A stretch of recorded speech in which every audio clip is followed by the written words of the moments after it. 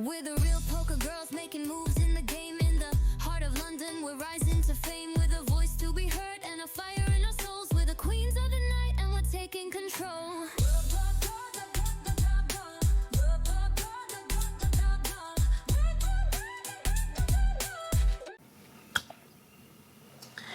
And welcome to the Real Poker Girls of London podcast number 4. You know, I'm not going to do that every time because there will come a time where I can't count without taking my socks off. So there's a story about me in socks, but there's always a story about me in something. But people really think I'm weird already, so we'll try not to tell that one. I'm KJ, and my co-host is this one, Lydia. Yeah. Yeah, one day we'll let her say her name properly, but not anytime soon. The other one. And because she did so well last month, and we felt that, you know, we'd like to squash up a little bit, we've got Alex O'Brien with us again. Oh, hi guys. AOB. So she's going to be like a guest co-host. And our guest. Victim? They never told me this beforehand. Before we locked the doors. I am locked in a room here, literally locked in a room with these three ladies. I don't know why they locked the door, so maybe that I am. We didn't want to be interrupted. Well, yeah, that's what you're telling me, right? Yeah, okay. It can't escape when we start asking him the really difficult questions. The other thing we did is that we pushed him up against the wall as well, so to get out is really, you know, one of us can rugby tackle him before he gets to the locked door. We're not done yet. We need to introduce who it is. It's the fabulous Jo Beevers. Yay! 4 Beevers. So welcome to our podcast. Pleasure. I'm so glad that you're here. I'm a huge fan of yours, and you're a great friend of mine. I consider you as my friend. Aww. Remind me of your name again. Anyway, so it's lovely to have you here, and we're going to throw you some questions because I consider you as one of the originals. You know, you're OG. Or the OG. That's only a 2-letter acronym. Yes. Oh, you listened to last month, I did listen to last month. It's the acronym Annie weird, here. every time you say AOB, like the first thing that goes into my head, I know what goes into Lydia's head, any other business, Alex O'Brien. Mm-hmm. I think Adrian O'Brien. Oh. Who is Adrian? Trainer. Oh. Adrian. Well, we'll come on to that afterwards because that's your world today. But first of all, give us a rundown because of who you are and what you did, because I think you helped create the landscape of what poker is founded on today. And I really do mean that. I truly mean that. Well, you know what happened, KJ, was that we were doing something a long time ago before it became fashionable, when it was niche, right? So you have to think back. There'll be people listening to this that won't even remember pre-internet days. Nope. But they really do exist. My children don't believe they exist, but they really do exist. No mobile phones, no internet. No dial telephones. No online poker. No, we had dial telephones. But you had to plug them in. Yes. I've still got one. Okay. And we were travelling around playing poker, just a group of friends, and it's what we did. Yeah. It was a much more smaller community, but it was a big community. So we'd go to the World Series every year, and we would see the Birmingham mob and the Manchester mob, and we were the Hendon mob because we. Why mob? I mean, I generally, when KJ had told me you coming on, I'm really sorry to say I had to Google you because I'm, part-time poker player here. But why mob? Because I thought for the Hendon, I knew about Hendon mob, but I generally thought it was based on the sort of mythical legend story about some mob playing underground poker. But then it's just 4 guys. I love the way you think, Alex. I love that. I love the seedy side of me that you think. I mean, as a storyteller, I thought there must be like a really cool, dark, mythical, legendary story, and then one of you rises to the top. I don't know. The way he dresses. I mean, he looks very dapper today, which is why I wore a dress. I knew he would turn up looking very dashing. But valid question. Where did the mob? Like you said, Birmingham mob and Manchester mob. I've never heard of No, what I'm saying is when we used to go to the World Series, like we always used to stay at the Golden Nugget. Yeah. And to get from the Golden Nugget to the poker room or the cash area in Binions, you would have to go past 4 bars, and there would be a different mob in each bar, and you stop in each bar and have a drink on the way.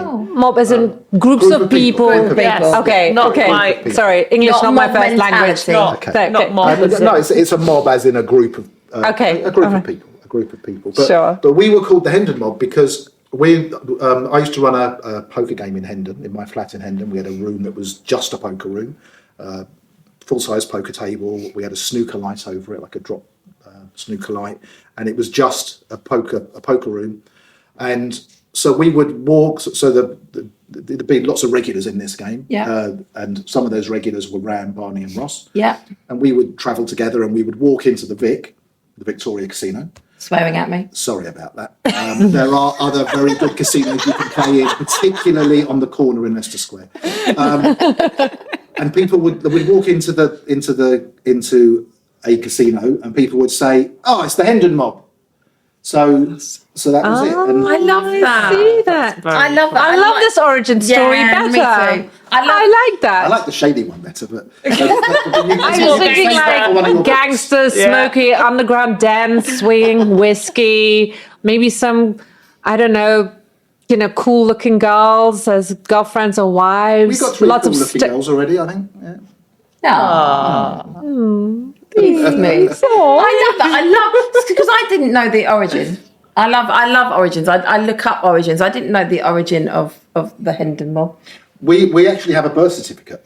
So so what happened was You have a birth certificate? Okay. I'll explain. So the Poker Million on the Isle of Man. Yeah. Okay, in 2000, the one that John Duthie won.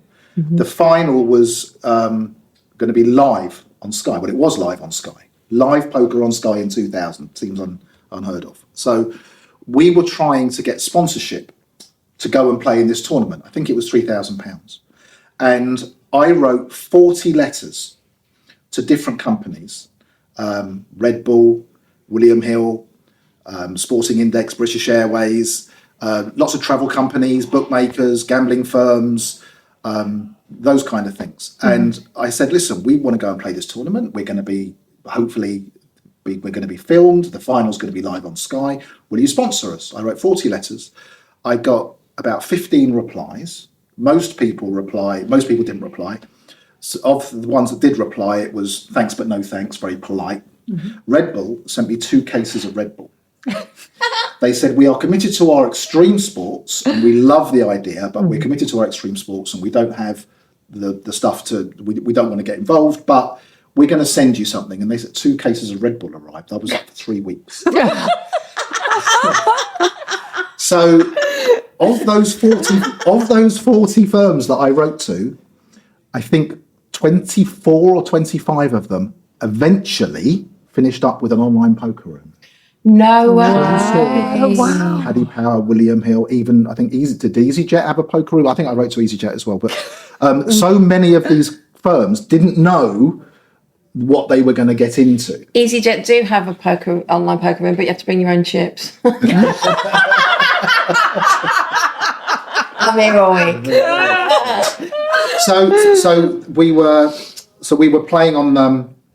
We were playing in this event. We didn't get sponsorship. In fact, we right down to the last minute before the tournament started, we thought we had a sponsor, some car company, but they never came up with the money. So we entered the tournament like any other good player enters a tournament by selling bits of yourself. Yeah. And Victoria Corran, good friend of mine, she thought it would be a great idea to write about what we were doing, trying to get sponsorship for this tournament on the Isle of Man. And she did an 8-page feature in Esquire magazine. Wow. All about us trying to get sponsorship. We did a photo shoot on the beach in the Isle of Man. We were wearing black suits. It was really good fun. And she also wrote an article in the London Evening Standard in the feature section. It was a full page, and it had a big colour picture at the top. All of us in black suits standing next to Ross's convertible BMW on Archway Bridge. And it was all about us trying to get sponsorship on what we were doing. This was in September 2000. So she said to us, I need a title for the article in the newspaper, like a headline. What do you think? So I said, well, just call it the Hendon Mob. Oh, I love it. Because everyone calls us the Hendon Mob. And she went, that's great. And In Ram's house, Ram has a 6-foot blown up copy of this article framed, and it just says the Hendon Mob, and it's a great big picture. But we all look a lot younger. I mean, it's like 25 years ago. So yeah, that's our birth certificate. I love that. It's brilliant. so cool. I love the story. And obviously, Victoria Cora Mitchell, a very accomplished, very serious poker player, and clearly a journalist. I mean, she still writes. She is now on the BBC with that ridiculously tough quiz I show. watch that every week. I just Connect. Religiously. Only Connect. I watch it. I'm great at the missing vowels. I would be the person at the end that would just do the missing vowels. I love yeah. it. So how wonderful! I love that. It's I love just- this story. This is information that I didn't know. So then, how did the Hendon Mob that the world knows, was that born obviously out of that? So what happened was after we did the interview and we realised that the Hendon Mob was going to be in the Evening Standard in black and white, I said to Barney, maybe we should buy the domain name. And he said, yeah, do it. So I went home and I logged online, whatever it was, and I went into how do you buy a domain name. Obviously, the internet you had to wind it up. It's a dial in, and you got a ding, got the little- You literally did. It was a 56k modem in there, so it's 100% true. I love 100% true. It's true. dialing, We're going to have noise. people listening going, what are they talking talking about? Just look it up. The first internet connections. There was Wi-Fi. The words didn't exist. So anyway, I'm on the internet and I'm going through and I'm typing in what the name you want to buy, and I typed in the Hendon Mob and it came up with the extensions you could buy, and it said .co.uk available. It said .org available. It said .com not available. Whoa! Oh. So there was another one I can't remember. There was a .co.uk, the .org, something else, .net. the .net. .net. So I bought those three. Cost me a tenner each. So I phoned Barney up. He said, "Do you buy it?" I said, "Well, we've got a bit of a problem, Barney." I said, "I've bought the .co.uk, I've bought the .net, I've bought the .org." I said, "But the one that we really need, the one that I'm told is the most important, is the .com." He said, "And?" I said, "Someone's already bought it." And he went, "Ah, I know who that is." And I went, "Who?" What? He went, "Me."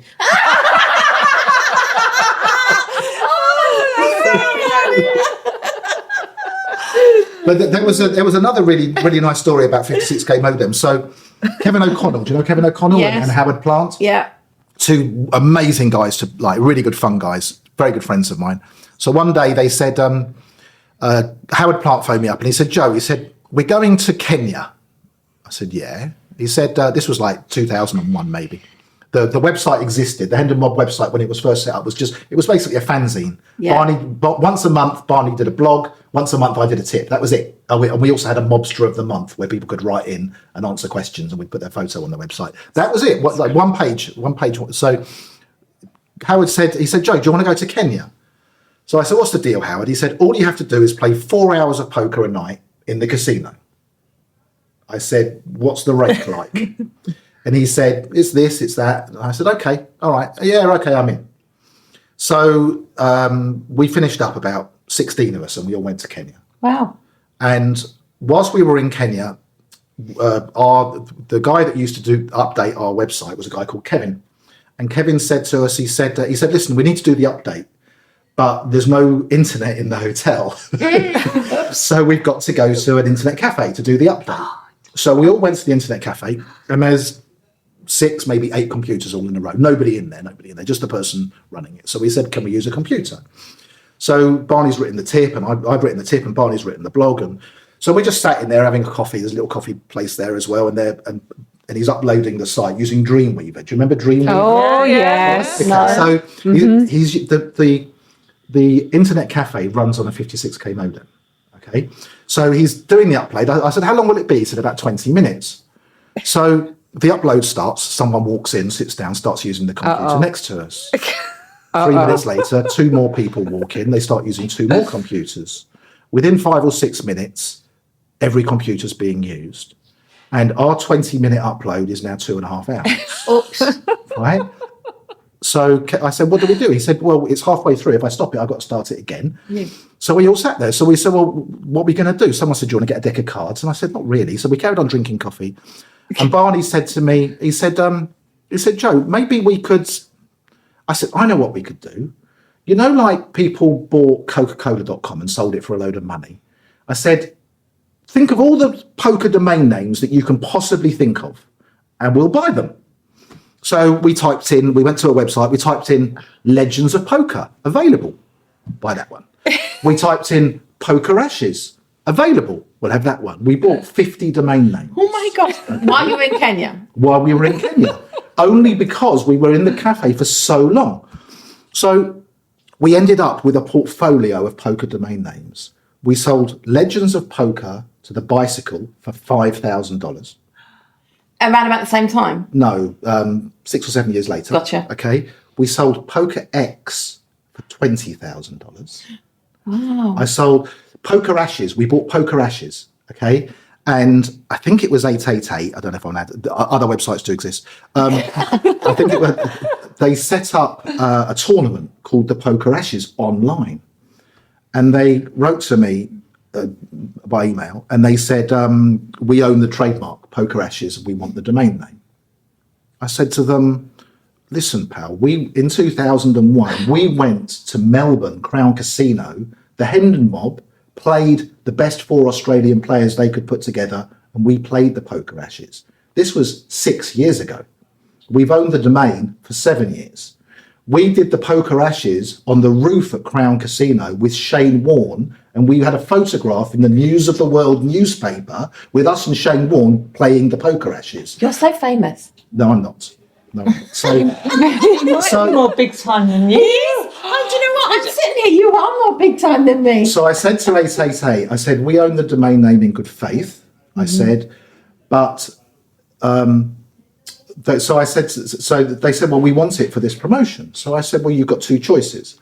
We can either set up the website and do an affiliation with you and drive all the traffic through and you can pay us and we'll still own the domain, or you can buy it from me. He said, how much do you want? I said, $5,000. He said, oh no, we couldn't pay more than 1,000.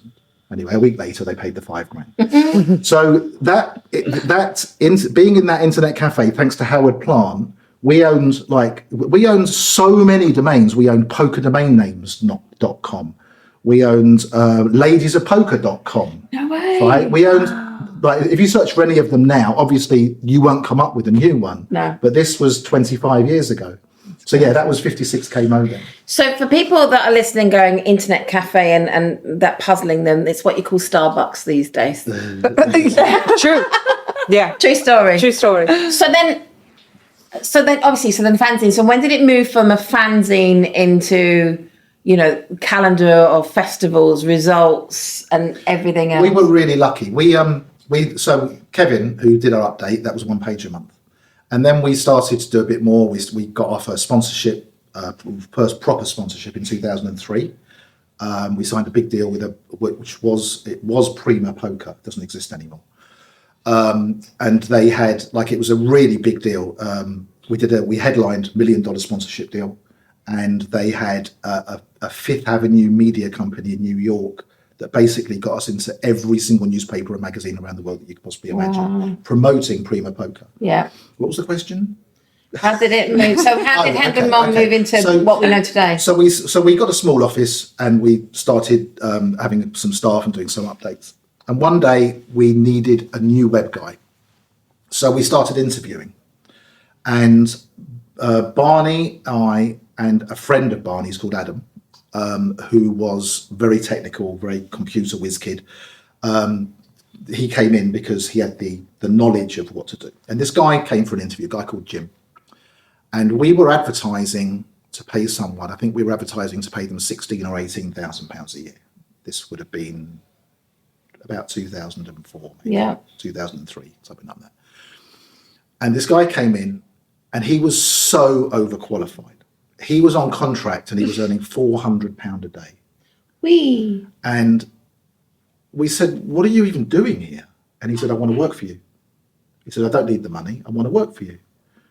We said, how much do you need? He said, 30,000. We said, okay, you can have 30,000. We paid him. We doubled what we basically doubled, and he started working for us. Yeah. So he was doing updates. He rewrote everything on the website. Within 6 months, there was nothing for him to do. Everything had been automated. Everything was done. He was just brilliant. He was technically brilliant. Anyway, one day, Barney and I walked into the office. He said, guys, come here. I want to show you something. And he showed us this thing, and he'd built this database without us asking. He just built it in his spare time in the office. And he said, look, you can, like the other websites that existed at the time were all web page driven. So if you wanted to look for a result, it would be a web page of text. Yeah. He built this thing where you got the web page of text, but if Lydia That's why no one can find me. first in the tournament, you click on her name and her profile comes up. And then you click on where she came third in Slovenia and that tournament comes up. We just said, this is brilliant. And that was the start of the database. Wow. And the database, it just grew and grew and grew. And we had, we would go around, we had people going to different venues, taking photographs. We took thousands of photographs. We had a guy in America that his job was literally just to go to any poker tournament and any photograph of a player we didn't have that he sent to us, that he took the photo, he got $3. Goodness. And he just went round everywhere taking photos, sending us hundreds of photos, and we would just upload and do and it just grew and grew and grew and grew. And eventually, what people recognise as the Hendon Mob now is nothing to do with us, like as individuals, because that's what it was. Yeah. The Hendon Mob has become synonymous with the database. Yes. Right. And people say, oh, you know, I mean, what's really nice is the Hendon Mob is become a verb. Yes. Yeah. No, it has. People do say, what's your Hendon Mob? Yeah. Or I'm going to Hendon Mob you. Yeah. No, absolutely. It's crazy. It's become a verb, and they don't realise what the Hendon Mob actually was. No. Or is. It's lovely to have you here then to explain Absolutely. it. Because we actually say I'm flag hunting, and when I take my group to Vegas, I call them the 2024 flag hunters, and it's the Hendon Mob flag hunters. Yeah. Well, that was the first thing you said, because you've been to Vegas. So can we digress for a second? Because you've been to Vegas. Yeah. Just got back from Vegas. Yes. Because you've been at a certain awards ceremony. Yeah, a few weeks ago now, and I wore a frock. We were talking about heels? it. Did you wear heels? I did wear heels, but they were wedgie heels. Okay. But they were still heels. And then because obviously it's Vegas, and just to go even like one step is actually 20 steps, and then to go to, oh yes, let's go to that bar. At the end of the night, I was walking like Whoopi Goldberg in Ghost. You know, when she's walking in her heels and she's walking down the high street and stuff. I was not attractive in my heels. But yes, I was at the GPI Awards, which is part of the Hendon Mob as we know today. And I did not win, and I am not upset about that. And I didn't expect to win. I got a very loud cheer. The cheer in the room. I remember watching it, and I messaged you and said, like, I was gutted, obviously wanted you to win. Bless you. But the thing that really stood out was just the cheer when they read was your a name massive- out it in was the a huge room. cheer. It's fantastic. Yeah, I think it's because somebody said that if you cheer loudly, she'll get the drinks in. I'm not sure what. But That's not true. Not true. No, 1 second. But I was there for a whirlwind tour, 4 days, and I thought the jet lag would be awful, but it really wasn't. It actually was a lot easier. And I just had an awesome time. There was people in the room that I look up to, and and people were coming up and saying hello, Miss Burton. And it was great. one will But get no, that I either. did not win, but I was just honoured to be in the final four and to be there. And the cocktails were good. The cocktails were good. You messaged because, linking back to the point, she got a flag. So the I first got a thing, flag. you got 2 flags. Yes. No, I didn't get 2 One flags. flag. Got 1 flag. I made two final final tables. tables. 2 final tables in 2 days. But the second final table, I bubbled the money. Boo. But yes, I got a flag, and I love getting a flag. You know the origin of the GPI, don't you? No. Originally, there was a thing called the European Poker Awards. Yeah. And very often it was held in Paris. And what would happen is they would have a short list of players, and then they would have a panel. I was invited to be one of the judges once. It's the kind of thing that you would be invited to be on if it still existed. Yeah. And they would all get in a room, the judges, and they would choose the person who was the winner. And there used to be a website run by John Shawman, a very, very good website, one of the early result websites, europeanpoker.com, doesn't exist anymore. They had a big card room on there as well at one point. Right. And that was the European Poker Awards. And when we sold in 2013, I was going to ask you, we when actually- did you sell? 2013, we sold it. We sold the Hendon Mob website. Didn't just sell the website, we sold the whole business. And the remaining domain names that we had from that Kenya trip went with the business. Yeah, yeah. They did, yeah. Did you get more than £2.50? We did, yes.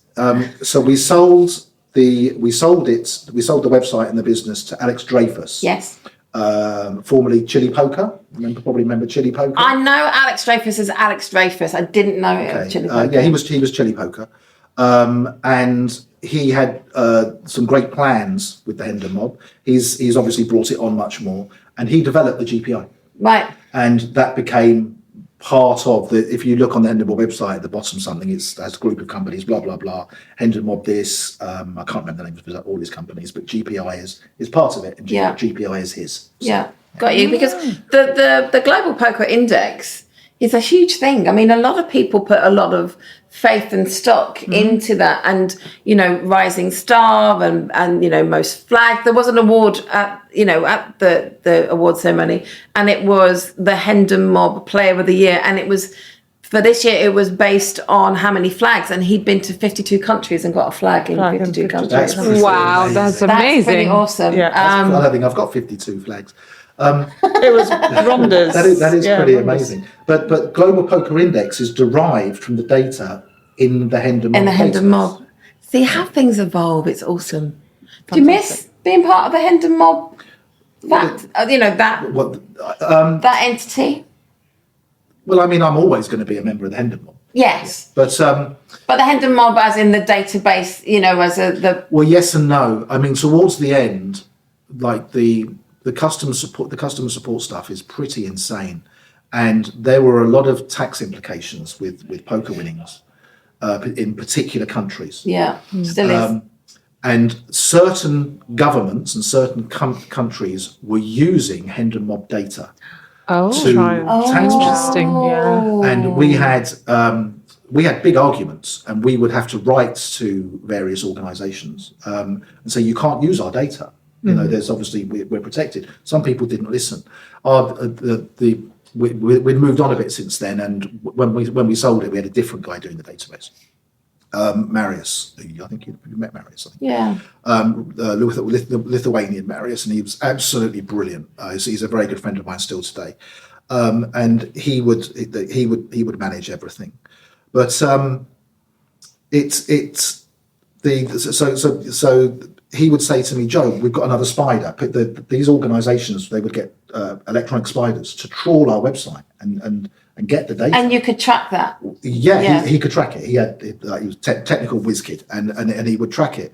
So what would happen is we would have players all the time writing in, asking us to take them out of the database. Yeah, We had a guy that wrote in. He wanted to be out of the database. He wrote in and he said, "You've got me down as winning tournaments in Vegas. I've never been to Vegas."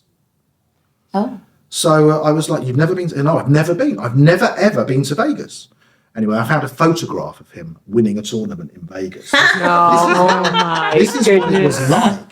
But then I had a telling very the wrong people, love. I had a very well-known French guy. I won't say his name. Really charismatic guy, lovely guy. He wrote to me and he said, Was it Pepe Le Pew? similar. He wrote to me and he said, "Joe, can you please take me out of the Hendon Mob database?" And I was like, "I can't do that." He said, "Joe," he said, "they're going to tax me on all those." I said, "You've won WPT tournaments. I can't erase the fact that you won that tournament." He said, "Yeah, but they're using your data." I said, if I take you out of the database, they're just going to use a different set of data. You've won, like you've got 10 World Series caches. I said, I can't take you out of, he said, "Joe, you've got to take me out." And we almost fell out over it. Wow. This was a good friend of mine from France, so that's what it was like. And I don't miss any of that, all that kind of stuff. That was a bit stressful having to deal with all that. And I'm sure people, I don't know what their policy is now, but yeah, so that there was all that kind of stuff we had to deal with, and it was time consuming. And But was that the start, or was that an instigator of you being on like the TV programs?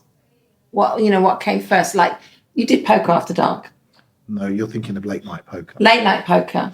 Late night poker started in 1999. Oops, a daisy. I wasn't born then. Yeah, it started in 1999, and Why is everybody laughing? again, pre-internet and pre-internet, pre-online poker. Gotcha. I would love to do that.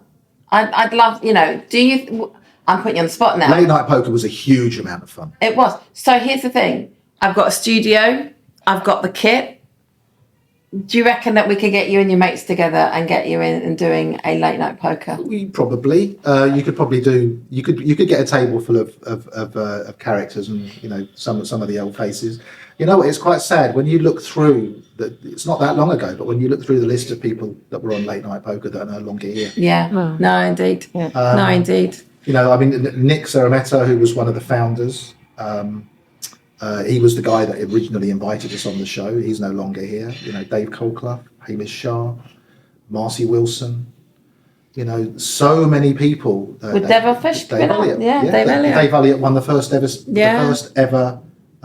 series. Yeah. He was the first ever champion. Well, we'll have to have a little play, see if we can do that. I'd love to do something like that. I think it's awesome. And, and as part of my role now with Poker Stars, obviously I bump into Barney on a regular basis. And, and he's having a reinvigorated kind of... The Hendon Mob wouldn't be what the Hendon Mob was without Barney. Barney and I were the two that went to all the meetings. Gotcha. Anything that happened always went through Barney, and we would sound off. We would, chat to each other about everything, nothing would have happened the way it happened without Barney being involved. I remember a lovely story. It was 2003, and we'd had an email from a guy called Roger, and he wanted to talk to us about sponsorship. So this was the first sponsorship deal we signed. So we were trying to arrange a meeting, and the guy was between airports, and he was going to be in Victoria for an hour and a half on this particular day. So I said to Barney, let's go. So we jumped in my car and we drove down to Victoria. We parked the car. We went into this bar in the hotel and we got some coffees, and this guy turned up. We never met him. And he sent us this, he had this proposition. He wanted to sponsor the four of us, and he wanted to give us, I think it was $52,000 to play a load of tournaments. And to do it for 6 months or a year or whatever.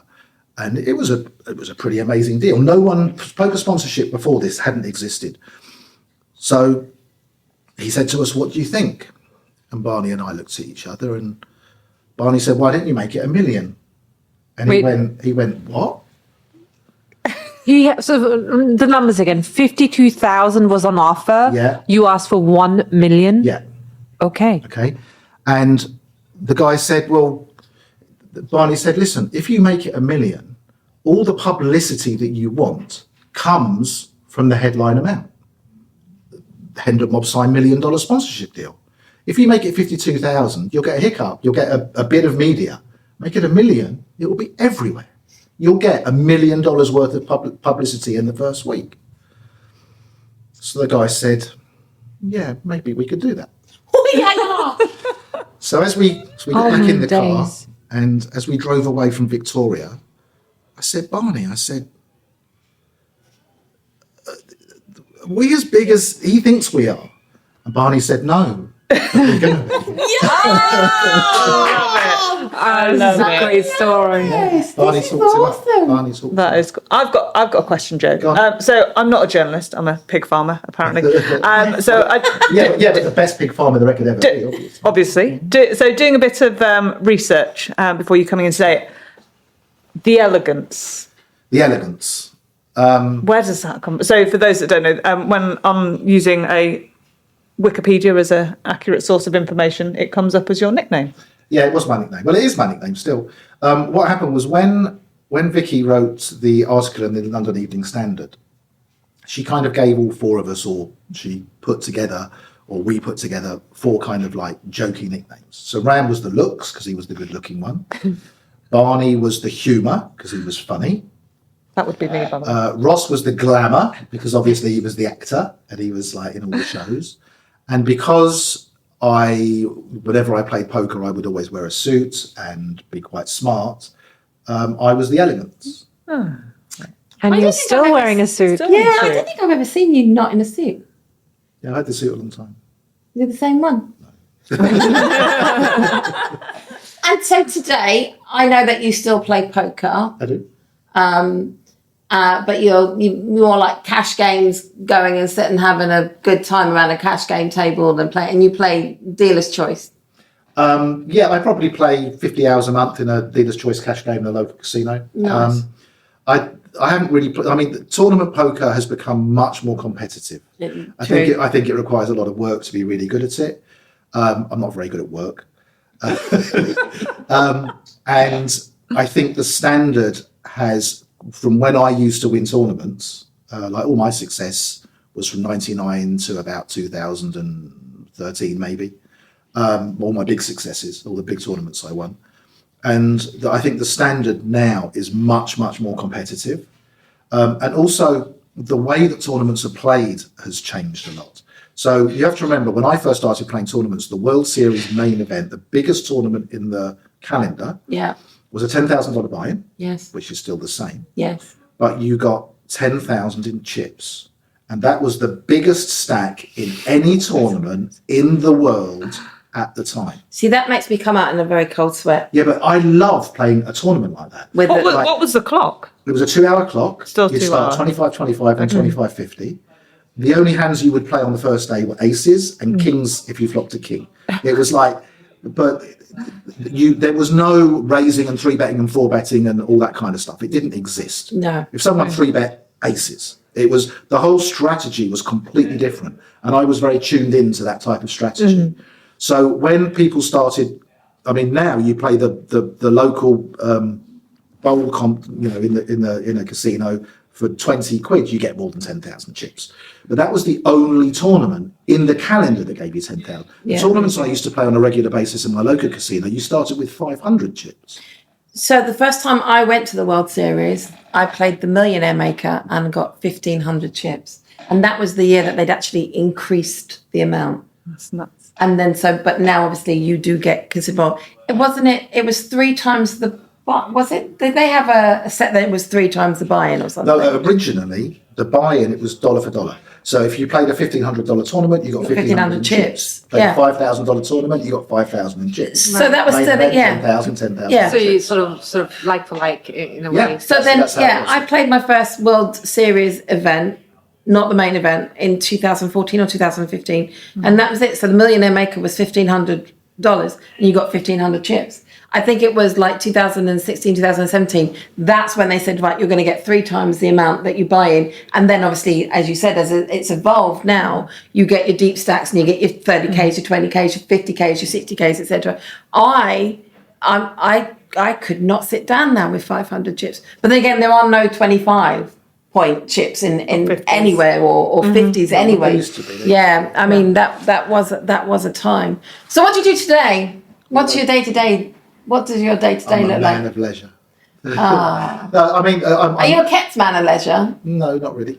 I'm very lucky because I basically do things that I love doing. I run a couple of sports betting websites, kind of information, educational websites, with 2 very good friends of mine. One kind of UK, maybe European, but UK facing, and one American facing.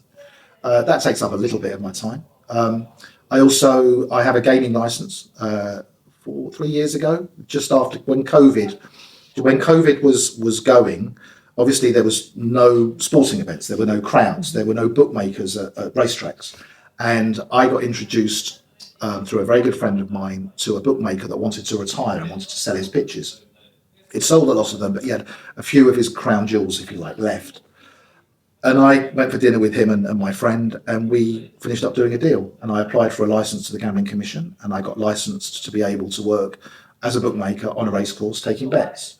But I really cherry pick. I don't like standing in the cold, in the rain, when there's no one there. I want to go to Windsor on a Monday night in the summer, when everybody's having fun. I want to go to Royal Ascot when everyone's getting dressed up and it's a sense of occasion and you're busy. This is why it's called the elegance. He's living and breathing his nickname. So I do about 50 days a year, of which most of them are in the summer.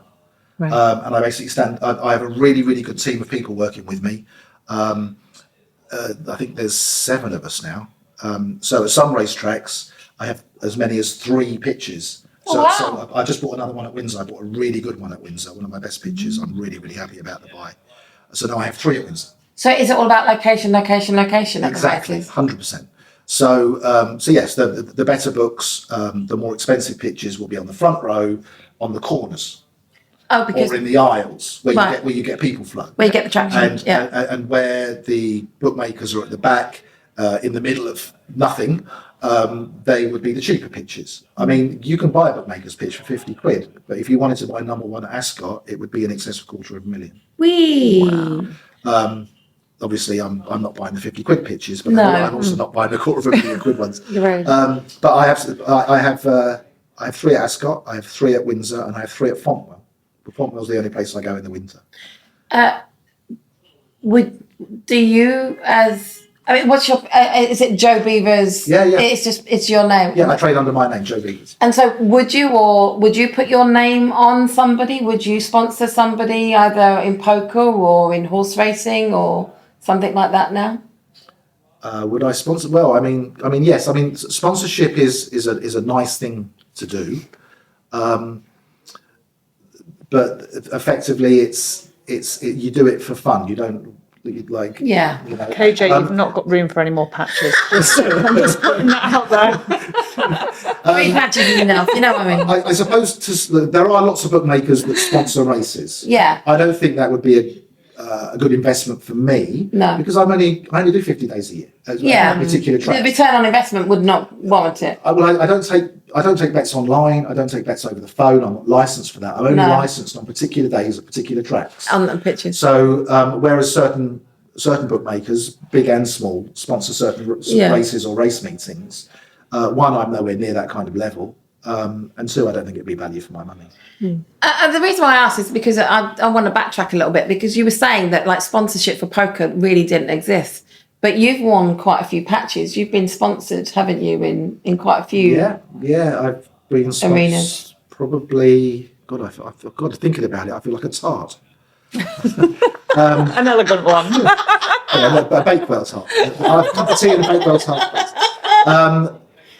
Yeah, I mean, we were sponsored. I think our first ever deal, we were sponsored by Betfair to play the World Heads Up tournament in Vienna, and that would have been.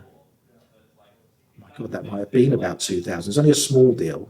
The first big deal was in 2003 with Prima, but we've been sponsored by, as individuals and collectively, by a number of different people, and obviously now Barney is sponsored by PokerStars. Yep. Yeah.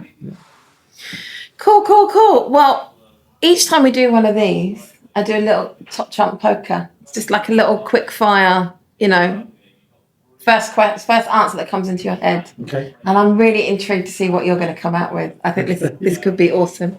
So there you go. So, who have you asked to have a photo with in the poker arena? Jack McClelland. Wow. See, this is it. Sorry. Way old school, okay, yeah. original. Jack McClelland Google. was tournament director and head of poker at the Bellagio. He was one of your original tournament directors, and brilliant tournament director. Very, very, very smart guy. And I was playing a tournament with him at the Four Queens in 2005, and he was at my table. So I asked him for a photograph because we were doing a blog for the website, and I thought that he was of legendary status, and I thought it would make a good blog. That Jack had now sat down to play with the players as opposed to running the tournaments. So this is not, people are not going to believe this, but this is not set up. And I did not know that. You didn't know I was going to ask that question, and you didn't know, I didn't know that you were going to give that answer. He's still alive today. I believe so. I sat at a table with him in the Venetian when I was over doing that weekend. Really? No. I kid you not. Did you get a photo? Yeah. No.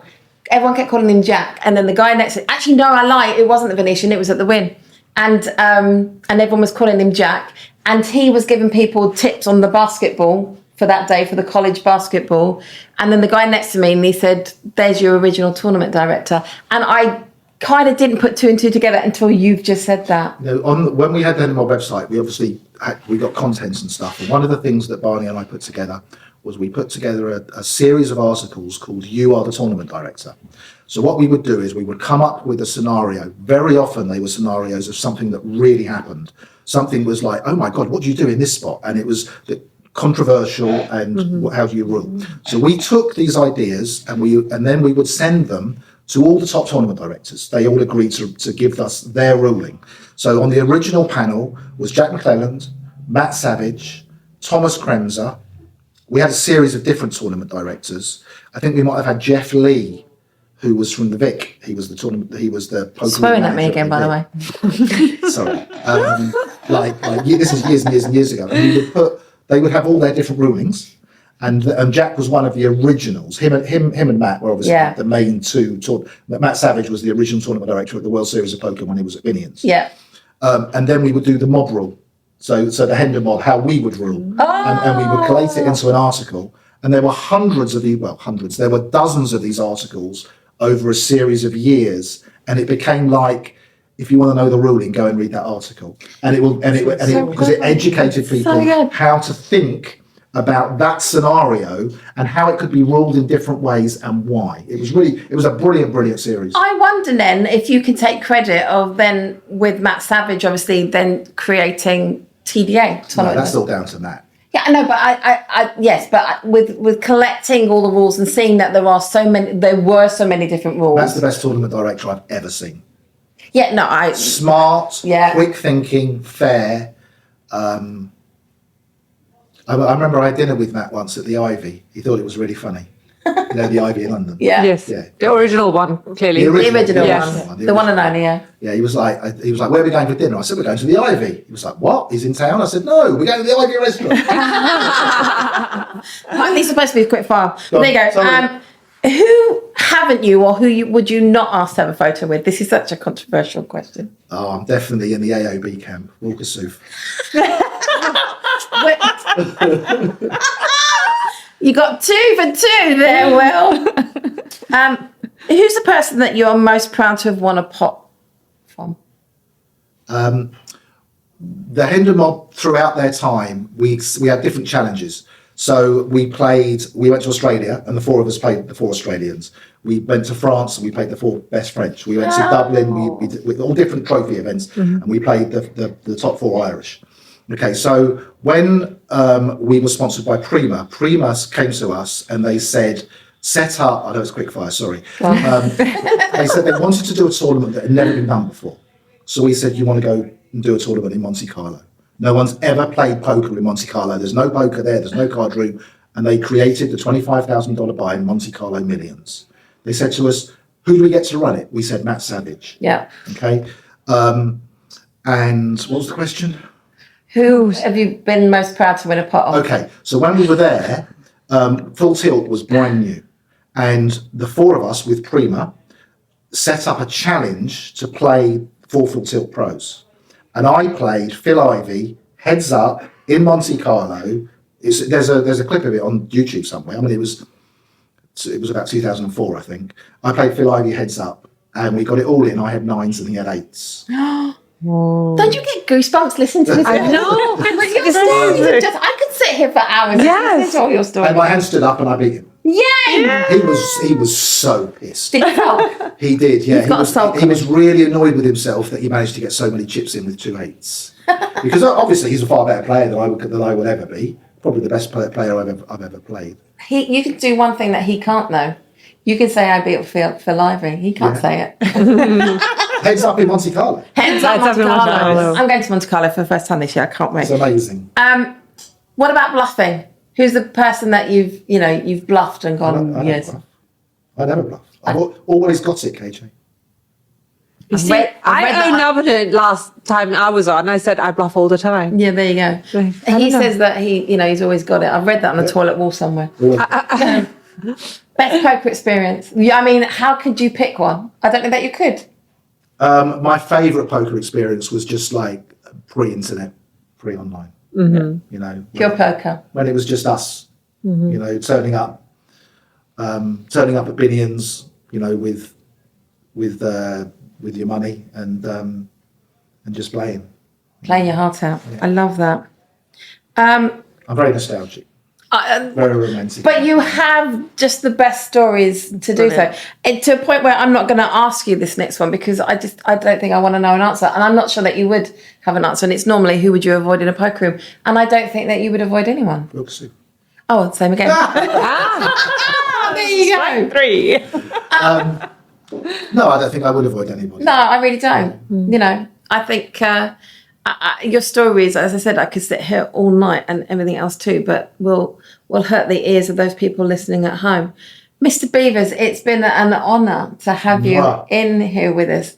And I think we must, repeat this sometime in the future and just delve into your mind of memories because I'm sure there's more stories, right? It was such a education poker history. I feel like I'm a better poker player just having listened to you. Absolutely. You're so sweet. But don't you think that there's some things that we do today and know today that And we don't know the origin of it. true? Yeah. But I also Making me think feel like a dinosaur. No, Maybe I am a dinosaur. No, No, but not it's but I genuinely think being Go with legend. legend. Legend. I think that you have, and this is not being all fangirl, because I have a tendency to be fangirl, people know this, but I think you have, the foundations of a lot of things that are in poker now because of the Hendon mob.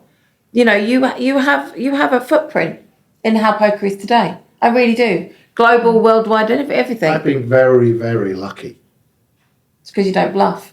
It's true. But I have been very, very lucky. Lots of things just kind of fell for us and they fell right. If we tried to repeat now what we did, it wouldn't work. And we were just very lucky. Our timing was very good. And I've been very lucky, so thanks. So I do have one last question. Go on then. What's in your backpack? In my backpack. Yeah, if you go to a poker, do you take a backpack? I bet you don't even take a backpack. Do you know, I don't have a backpack. The only two things you ever need to go to a poker tournament are money and a passport. You don't need anything else. You heard it here first. So from the Real Poker Girls of London, I'd like to really sincerely thank our honourable guest, Mr. Joe Beevers. Thank you so much for having me. Thank you. And of course, our guest host, who we didn't really let her get a word in edgeways, so we'll have to invite her back as well. Alex O'Brien. Any old business. Any old business? Oh my gosh, that's a new one. Oh my God. I don't mean it. And this one, me. We'll see you next time. Thank you for listening. We're the real poker girls making moves in the game. In the heart of London, we're rising to fame with a voice to be heard and a fire in our souls. We're the queens of the night and we're taking control.